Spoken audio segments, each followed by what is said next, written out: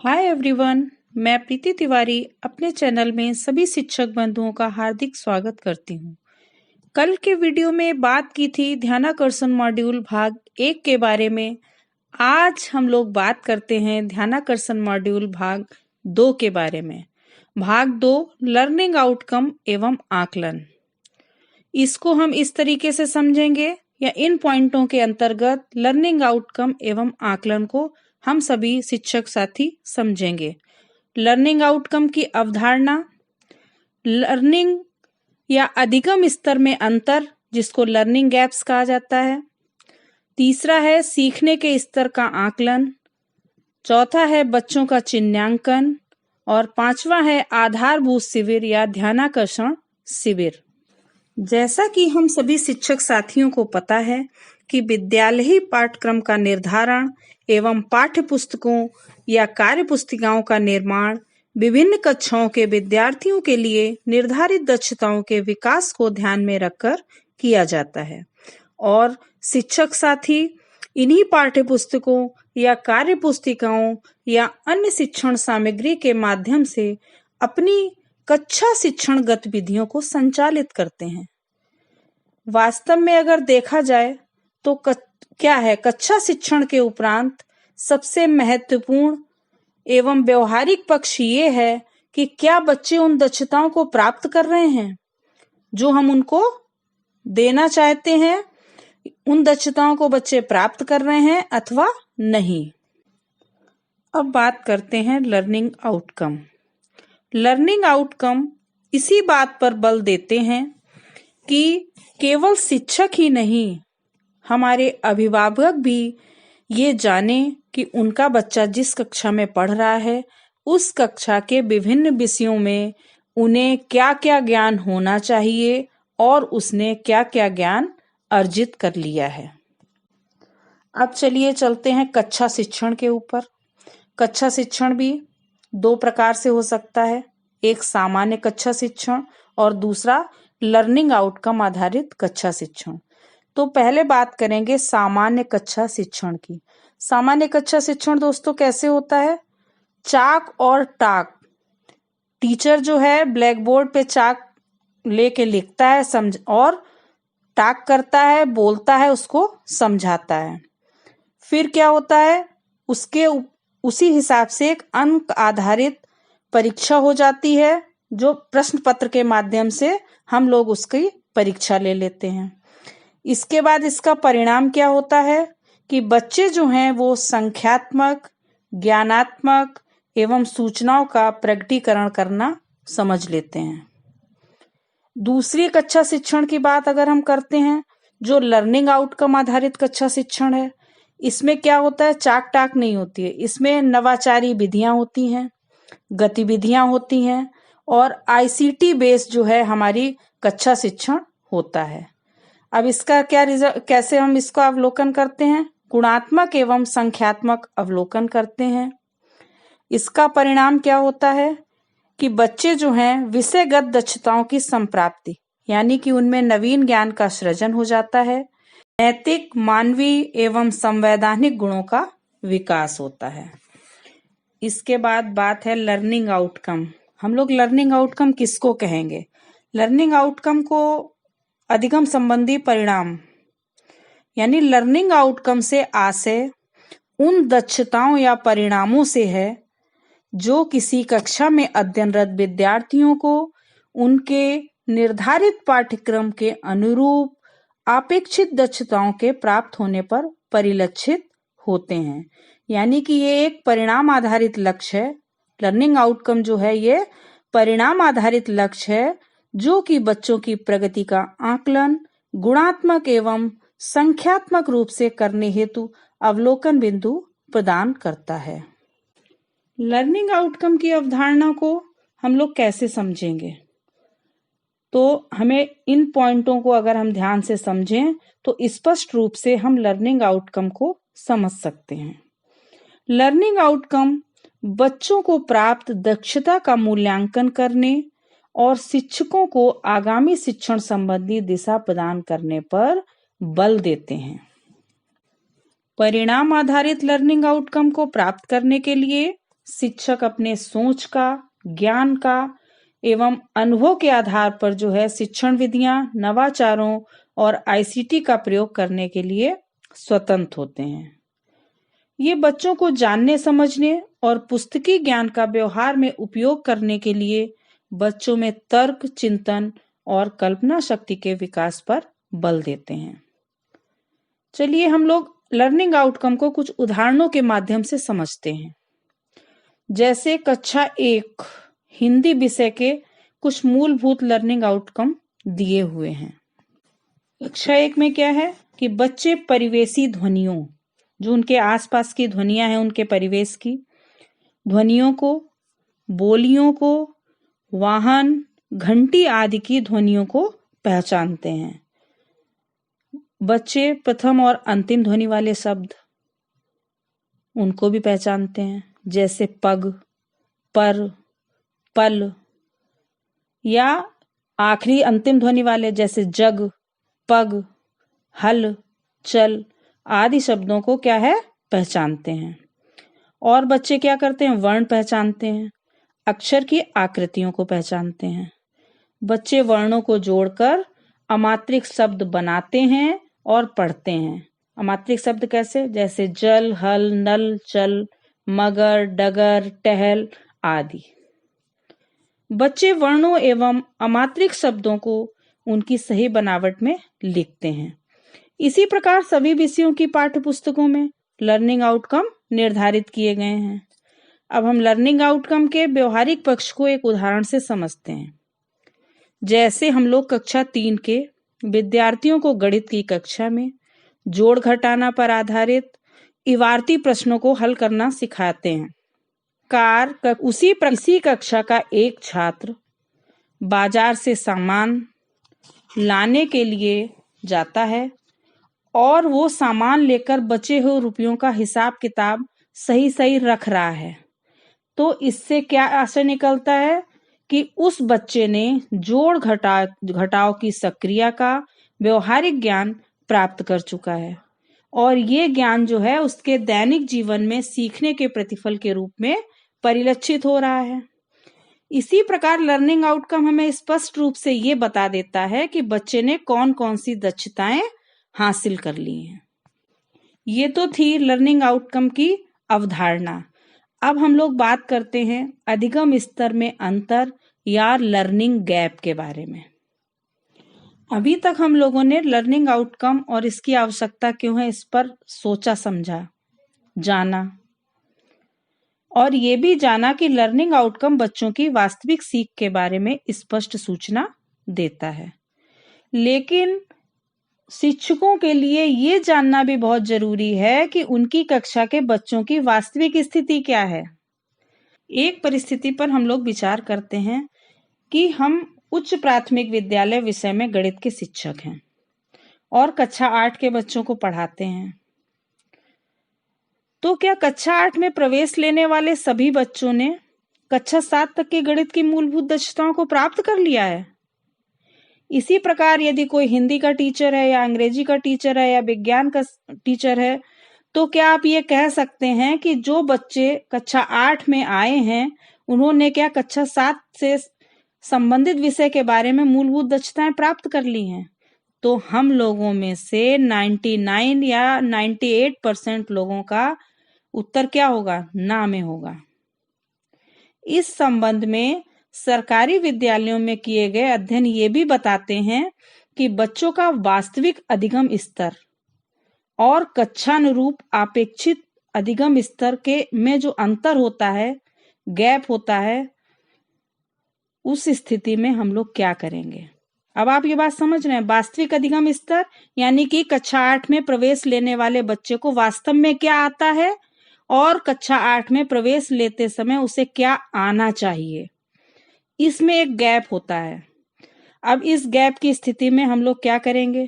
क्या ऐसे ही नजरअंदाज करते हुए अपना पाठ्यक्रम पूरा करेंगे या फिर ऐसी स्थिति में अधिगम स्तर के अंतर को कम करने का प्रयास करेंगे? तो जाहिर सी बात है, अगर हम लोग प्रयास नहीं करेंगे तो बच्चा पाठ्यक्रम को नहीं सीख पाएगा। अब बात करेंगे सीखने के स्तर का आकलन। हम बच्चों की प्रगति का आकलन कैसे करते हैं? सामान्यतः कैसे करते हैं? या तो उसकी सत्र परीक्षा लेंगे, या अर्धवार्षिक परीक्षा, या वार्षिक परीक्षा के माध्यम से। यदि किसी परीक्षा में एक बच्चा किसी विषय में 50 में से 40 अंक प्राप्त करता है, तो क्या आप बता सकते हैं कि उसे क्या नहीं आ रहा है?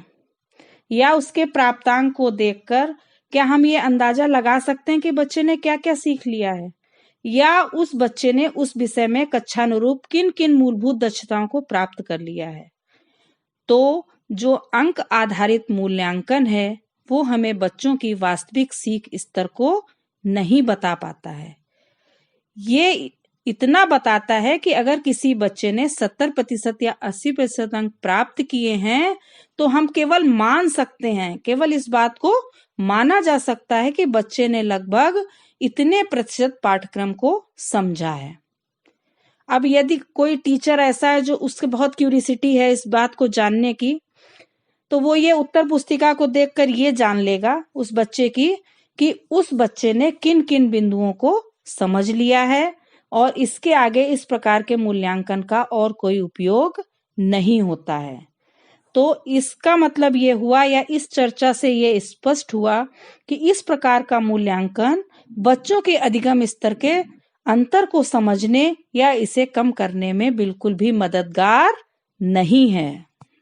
अब बात आती है कि हम जो वास्तविक अधिगम स्तर तथा अपेक्षित अधिगम स्तर के मध्य अंतर को आखिर पता कैसे करें। तो अधिकांश शिक्षकों के लिए परेशानी ये है कि अधिगम स्तर में अंतर की स्थिति में बच्चे वर्तमान कक्षा के पाठ्यक्रम को कैसे पूरा करेंगे। अब यदि कोई बच्चा वर्ण नहीं पहचान पा रहा है तो वो पाठ कैसे पढ़ेगा, उसको समझेगा कैसे।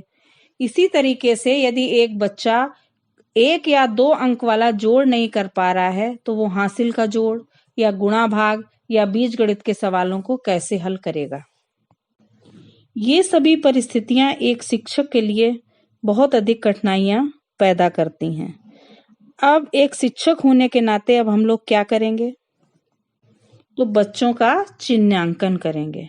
एक शिक्षक होने के नाते शैक्षिक सत्र के प्रारंभ में आरंभिक परीक्षण के माध्यम से प्रत्येक बच्चे के वर्तमान अधिगम स्तर का पता लगाएंगे। इससे आपको बच्चे के अधिगम स्तर में अंतर का पता लग जाएगा। फिर आप आवश्यकता अनुसार अपनी शिक्षण योजना बनाकर अधिगम स्तर के गैप को कम करने का प्रयास करेंगे। अब आरंभिक परीक्षण होगा कैसे? आरंभिक परीक्षण के लिए प्रत्येक विषय में आधारभूत आकलन प्रपत्र बनाना होगा। क्या बनाना होगा? आधारभूत आकलन प्रपत्र बनाना होगा। इसके प्रश्न पिछली कक्षा तक की मूलभूत दक्षताओं यानी लर्निंग आउटकम के आधार पर बनाए जाएंगे। इसके लिए मूलभूत दक्षताओं की विषयवार सूची पूर्व में ही बना लें। उदाहरण के लिए कक्षा 8 के बच्चों के आधारभूत आकलन प्रपत्र में कक्षा 1 से 8 तक की मूलभूत दक्षताओं के आधार पर प्रश्न बनाए जाएंगे।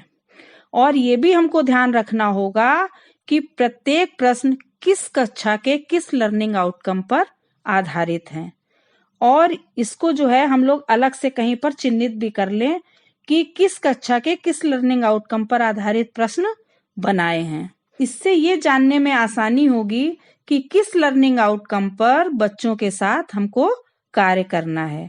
साथ ही अधिगम स्तर के अनुसार उनके समूह निर्धारण में भी आसानी होगी। और जो हम ये लोग आकलन प्रपत्र बनाएंगे उसमें प्रश्न बनाते समय ये भी हमको ध्यान रखना होगा कि इसमें ज्ञानात्मक, बोधात्मक, अनुप्रयोगात्मक और तर्कात्मक प्रश्न शामिल होने चाहिए। और इन प्रश्नों का प्रतिशत कैसे होगा?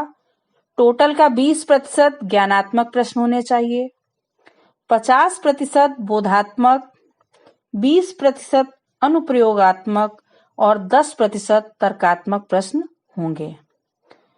और ये भी ध्यान रखें कि प्रश्नों की संख्या इतनी अधिक ना हो जाए कि बच्चे उसे आसानी से हल ही ना कर सकें। तो कहने का मतलब है कि प्रश्नों की संख्या भी कम होनी चाहिए। भाषा में मौखिक लिखित और पढ़ने से संबंधित प्रश्न होंगे।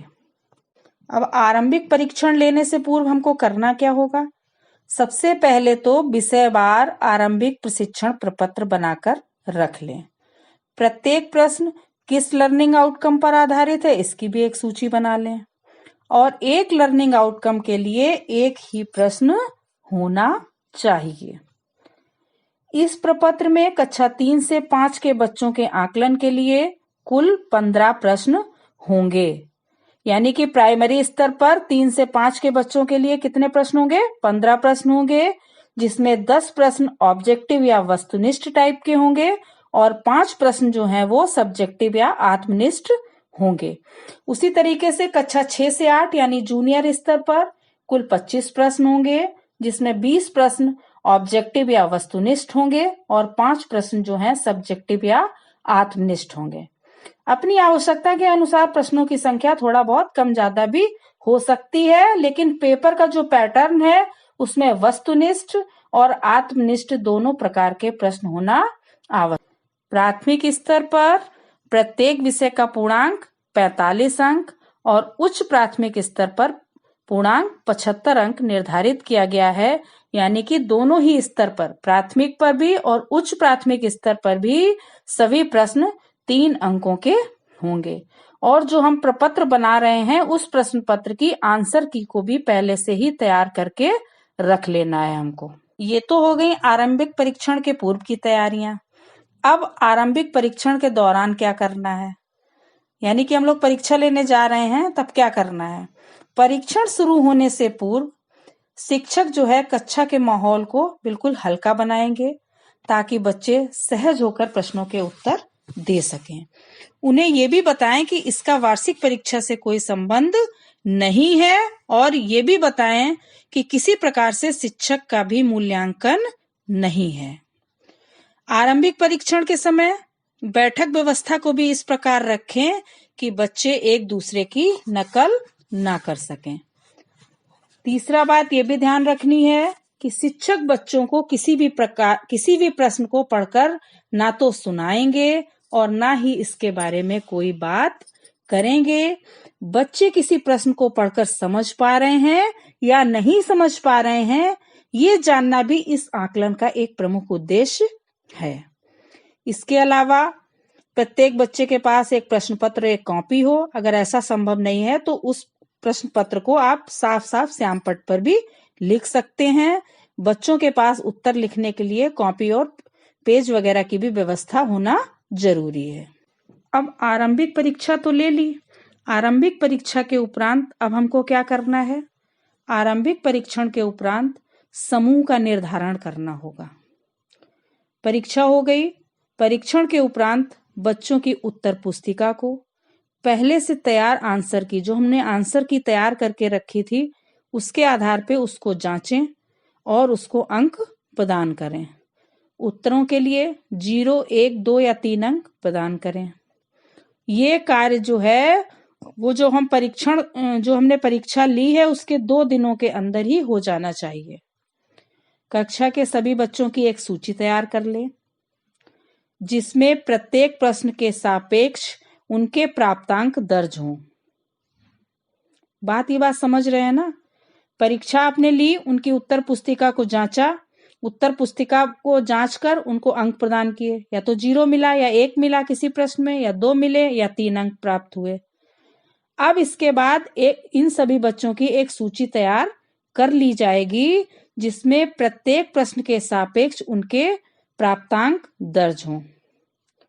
जिस प्रश्न में बच्चे को 3 अंक मिले हैं उसका अर्थ ये है कि बच्चे का लर्निंग आउटकम पूर्णतः प्राप्त है, और जिसमें 1 या 2 अंक मिले हैं उसे आंशिक रूप से प्राप्त कर रहा है। लेकिन जिसमें 00 मिला है उसका मतलब है कि वो दक्षता में उसको बिल्कुल भी प्राप्त नहीं है। जिन लर्निंग आउटकम में 0, 1 या 2 अंक मिले हैं उस पर उन बच्चों के साथ शिक्षकों को और कार्य एवं सहयोग की आवश्यकता होगी, और ऐसे बच्चों की एक सूची बना लें। वो सूची आप निम्नलिखित तरीके से तैयार कर सकते हैं। अभी हम आप उसको फोटो में दिखा देंगे, उसको देख के आप सूची कैसे बनाई जाएगी, ये तालिका केवल आपकी समझ के लिए है। इस तरीके की विस्तृत सूची प्रत्येक विषय और उनकी मूलभूत दक्षताओं के लिए आपको तैयार करनी होगी। अब ये सूची बना लेने के बाद आवश्यकता अनुसार बच्चों का समूह निर्धारण कैसे करेंगे, तो उनका समूह निर्धारण प्राथमिक स्तर पर और उच्च प्राथमिक स्तर पर अलग अलग तरीके से होगा। प्राथमिक स्तर पर उनको ए, बी और सी 3 समूह में बांट सकते हैं। अब समूह ए में किस बच्चों को रखा जाएगा? जिन्होंने आरंभिक परीक्षा में अधिकांश लर्निंग आउटकम में, ये बात ध्यान रखने की, अधिकांश लर्निंग आउटकम में 2 या 3 अंक प्राप्त करते हुए कक्षा 3, 4, 5 के जिन विद्यार्थियों के प्राप्तांक 21 से 45 अंक के मध्य होंगे, उन्हें समूह ए में सम्मिलित किया जाएगा। जबकि समूह बी में किसको रखा जाएगा? आरंभिक परीक्षा में अधिकांश लर्निंग आउटकम में 1 अंक प्राप्त करते हुए 3, 4 या 5 के जिन विद्यार्थियों के प्राप्तांक 16 से 20 अंक के मध्य होंगे, उन्हें बी ग्रुप में सम्मिलित किया जाएगा। अब बात आती है सी समूह की।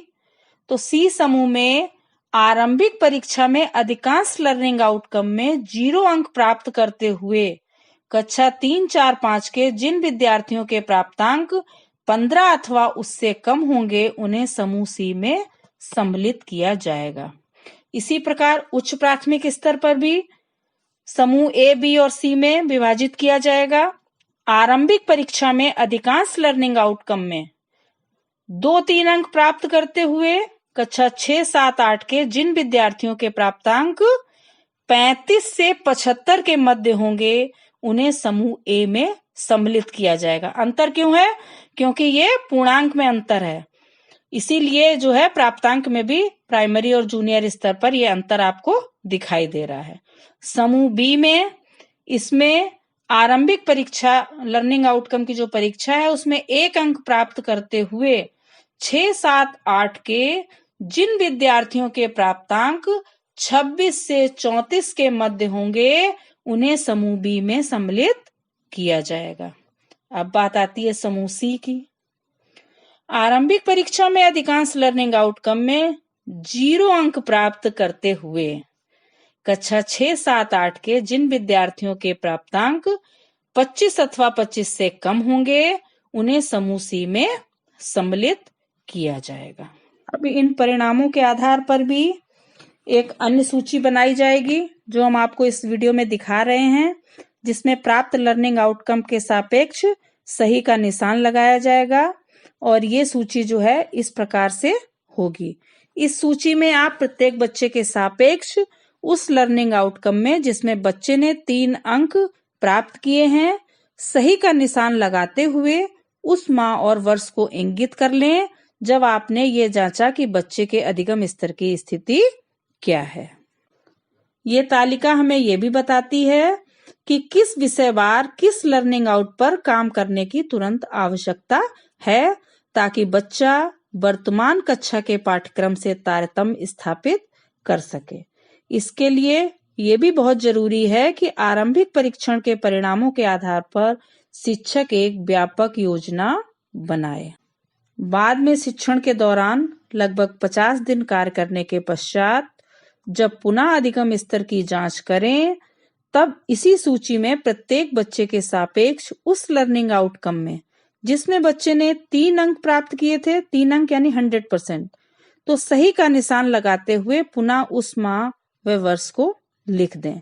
इसी प्रकार आप प्रत्येक बच्चे की प्रोफाइल बना सकते हैं, जिसमें विषय बार प्राप्त लर्निंग आउटकम के सापेक्ष सही का निशान लगाना होता है।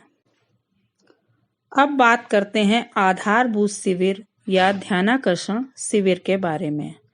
सत्र के आरंभ में ही चिन्हांकित बच्चों के साथ चिन्हित मूलभूत लर्निंग आउटकम पर अगले 50 कार्य दिवस लगकर कार्य किया जाए।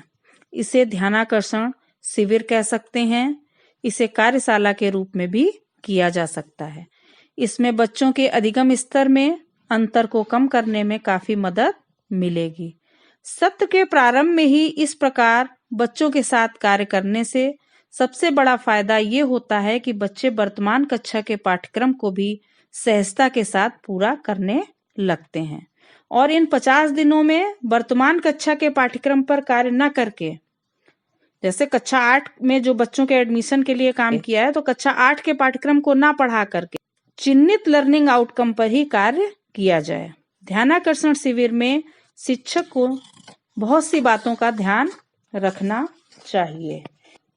इसके लिए ये सूची दी हुई है जिसको आप लोग देखिए, और प्रत्येक विषय पर इसमें कम से कम 1 घंटा कार्य अवश्य किया जाए। ऊपर की गई चर्चा के आधार पर अपनी कक्षा के बच्चों को आवश्यकता अनुसार समूहों में बांट लें। समस्त चिन्हित आउटकम्स को 15 दिनों में विभाजित करके एक सूची बना लें। इस प्रकार ये तय कर लें कि किस दिन किस लर्निंग आउटकम पर कार्य करना है। प्रत्येक दिन के लिए अपनी एक व्यवहारिक शिक्षण योजना बना लें। इसके अनुसार आवश्यक अधिगम सामग्री की उपलब्धता पूर्व में ही सुनिश्चित कर लें और बच्चों के साथ कार्य करने के लिए आवश्यक अभ्यास पत्रक या वर्कशीट भी पहले से ही तैयार करके रख लें। और हम शिक्षक साथियों को ये भी ध्यान रखना है कि ये एक सामान्य कक्षा शिक्षण नहीं है, इसलिए इसमें शैक्षिक एवं नवाचारी गतिविधियों का अधिकाधिक प्रयोग करें ताकि बच्चे रुचि के साथ साथ कक्षा शिक्षण में प्रतिभाग कर सकें। और हमको एक बात का विशेष ध्यान रखना है कि किसी भी बच्चे में हीन भावना ना आने पाए। अब बात करते हैं शैक्षिक सत्र के दौरान। अच्छा शिक्षक अपनी कक्षा में बच्चों की प्रगति का सतत आकलन करता है ताकि वो समय रहते हुए निराकरण हेतु आवश्यक कदम उठा सके। आकलन के इस तरीके को रचनात्मक आकलन कहते हैं और इस प्रकार का आकलन शिक्षक को ये पता करने में मदद करता है कि बच्चे क्या कर सकते हैं और क्या नहीं कर सकते हैं, या फिर वो किन चीजों के साथ जूझ रहे हैं। इससे उन्हें अपने शिक्षण के तरीकों में सुधार या फेरबदल करने में मदद मिलती है। इसे सीखने के लिए आकलन भी कहते हैं। इसी प्रकार शिक्षक सामान्य शिक्षण अधिगम प्रक्रिया के दौरान ही बच्चों के कठिनाइयों के बिंदु का पता लगा लेते हैं और उसका समय रहते निराकरण कर लेते हैं। इससे बच्चों के अधिगम स्तर संबंधी अन्य आयाम जैसे नेतृत्व की क्षमता, समूह के समक्ष बोलने की कला, आत्मविश्वास, खेल या अन्य गतिविधियों में प्रतिभाग करना आदि पर भी दृष्टि रखते हैं ताकि उनमें जो है निरंतर सुधार होता रहे और ये प्रक्रिया सतत रूप से चलती रहे। इस तरीके के आकलन को सतत या व्यापक आकलन भी कहा जाता है। Thank you.